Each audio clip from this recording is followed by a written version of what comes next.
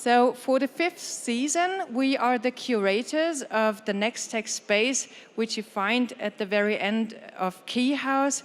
And we see ourselves as bridge builders between different disciplines and industries, and also bridge builders between technological innovation and sustainability, since we believe that collaboration is key, and these two solitary words really need to talk to each other to find solutions to all those huge challenges that we face in the textile industry. We believe that we need to find a way to help vendors to help themselves. That's why we have developed QMIP, which stands for Quality Management Improvement Program. And also, I think on long term, the target and the vision is that a vendor will perform as good, that no third party is needed to do the inspection. The vendor should understand and increase his awareness. With our solution, he can do that. We're already in Bangladesh. The only other place that is left is Ethiopia. And then we've hit rock bottom. There's no other way to continue the way we're doing it. In the meantime, the consumer spending for consumer electronics is up at 8%. That's twice fashion.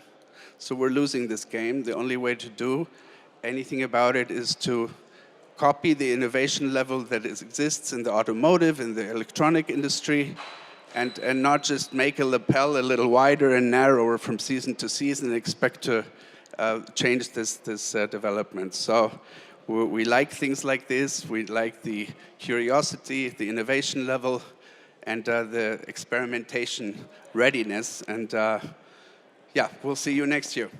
Everyone, my name's Aron. I came from Hong Kong, so I'm first time here, and I want to talk today for the recycle leather problem for leather wastage and solution for the recycling.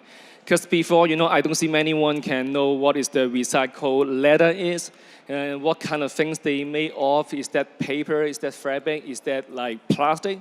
So for now, but today, I would say our leather is 100% eco-friendly. Made of leather fiber. It's a wastage from the factory, pre-consumer from.